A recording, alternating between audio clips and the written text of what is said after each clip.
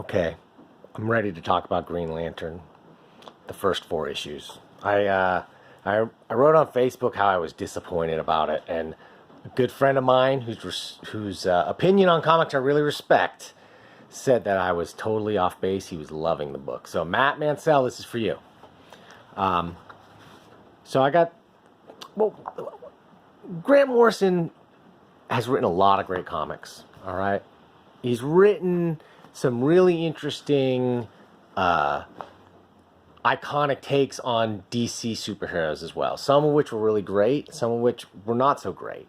So, where I really loved his All-Star Superman miniseries with Frank Quitely, who did the variant cover we see here on the Green Lantern #1. That book was sort of just an essential boiling down of the character Superman into something that was really fun again. And while I enjoyed that book, his later run on the New 52 Superman I thought was pretty crummy, boring. Nobody seems to have cared about it. Nothing really seems to have stuck from it. It was supposed to be like a complete relaunch of Superman, but everybody just kind of yawned and didn't care. And I guess that's sort of emblematic of the whole New 52 line. Anyway, I was hoping this was going to be less New 52 and more All-Star Superman, and I think that it is. You know, on first blush, I made my opinion after kind of reading the first 3 issues.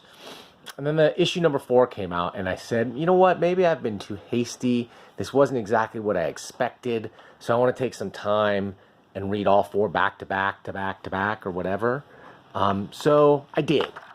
I went and got out the #1 again. And I think what's really, one thing that you can see is this is the variant cover that my shop gave me because I was like the only guy who subscribed to this comic. What you'll notice about the other covers is they have a really specific kind of like almost old-fashioned trade dress to them. So they all have a very similar trade dress. So it's obvious they're going for kind of a specific look. And having copy and like story names on the cover of comics is very retro at this point in comics, right? Most of the time it would just be a picture, not copy like Talking Tough with the Spider Pirate of Vega, right? This book is kind of a throwback, and if we start looking at the #1, you'll see what I mean. The idea here is that, you know, if you want to boil this down into like a single phrase, it's space cops, right? Green Lanterns are space cops, and so Morrison is taking it in a direction that to me is a little bit reminiscent of what Alan Moore and Gene Ha did in Top 10 and others. But not as good. I'm sorry, just is not doing it for me in the same way. The Liam Sharpe artwork, I was sort of lukewarm on it, but you know, when I've gone back to it and looked at it more and more, especially the later issues too, I'm really seeing some awesome stuff here that you don't see, you know, with a lot of modern comics artists. So this #1 issue kind of left me a little bit cold. You know, it has a look and feel almost of like, oh, my ride's here. No. It almost has a look of like, I want to say, old EC, sci-fi comics. But also somehow reminded me of like Britain's 2000 AD, Judge Dredd sci-fi type stuff. But then as we get into Hal Jordan, we start to see something else. We start to see a real specific kind of look here. And there's no doubt this is beautiful artwork.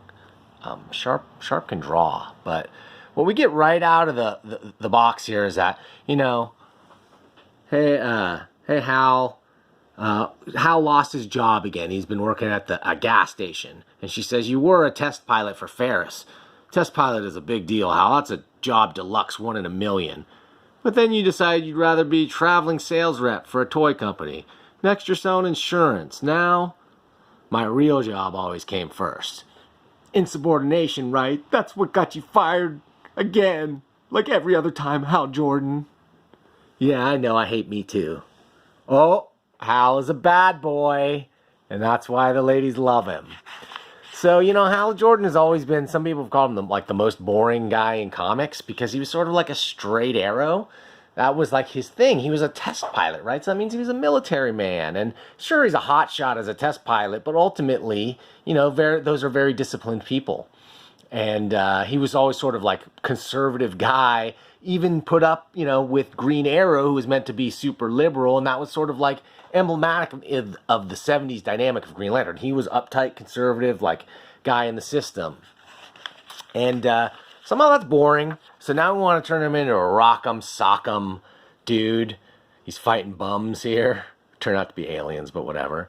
And there's something about this picture I recognize, like it's an homage to a very famous pulp image, perhaps, or comic book image, but it's super, all the artwork here is super reminiscent of that era. It looks like it could be 1940s stuff, right? Even, 50s stuff, maybe.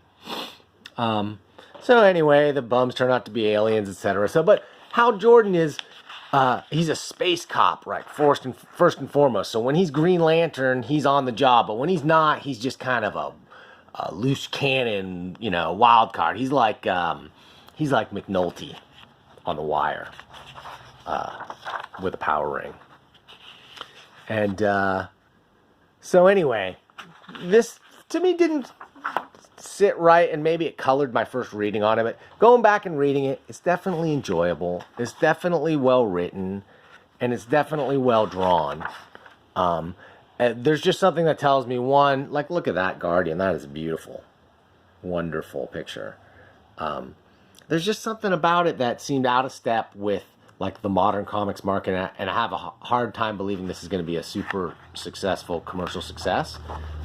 But you know what? I hope I'm wrong, because I'm tuning back in. As I read more and more, we see some stuff that's out of character. And it was almost turning me off, going like, oh, Hal Jordan would never act like this, or would never do that. But then I go, one, maybe he would. This is a different take on Hal Jordan. But two, maybe there's something we don't know.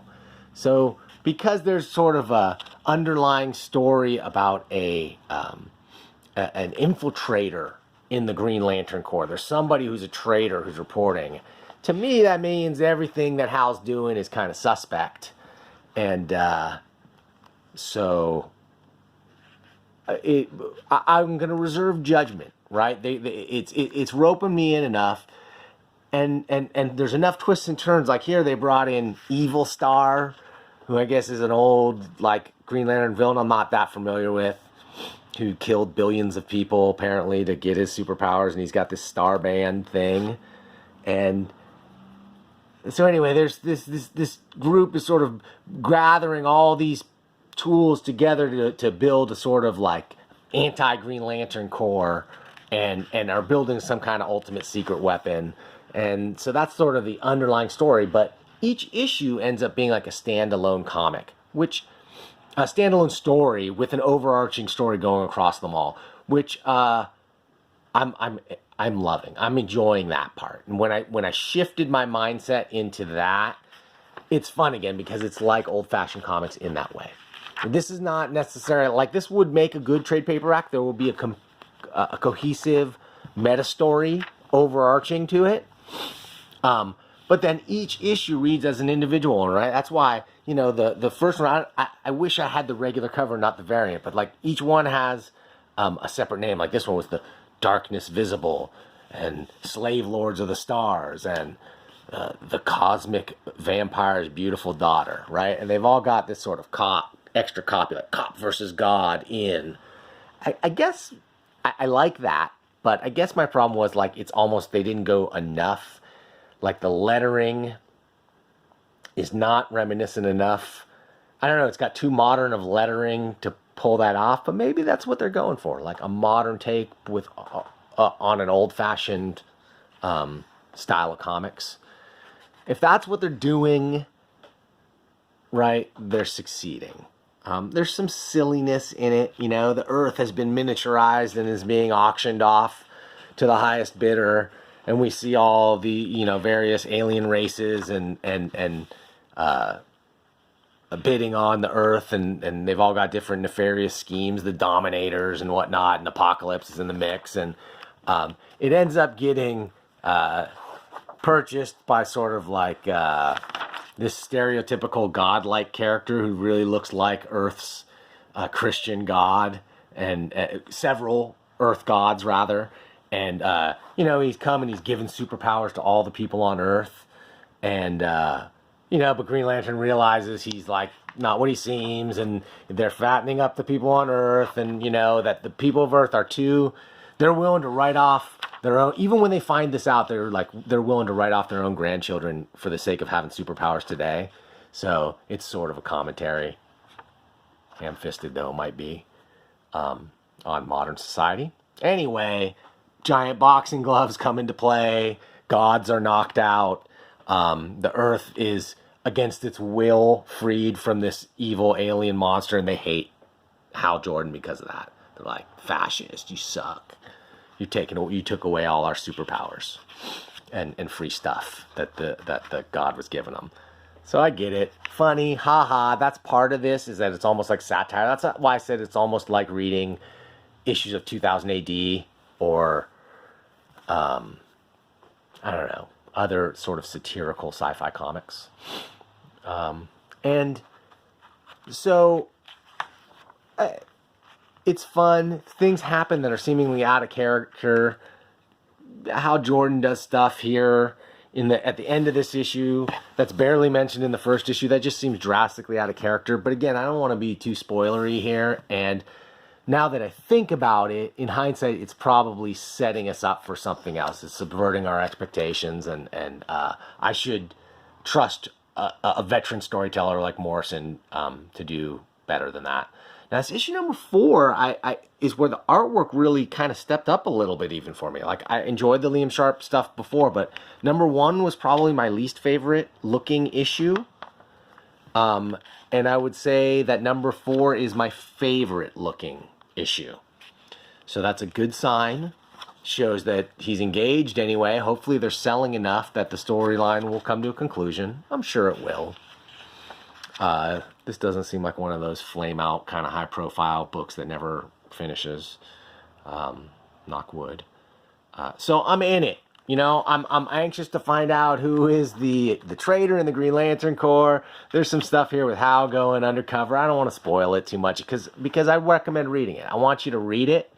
I want you to go to your comic book store. I want you to ask them for these 4 issues.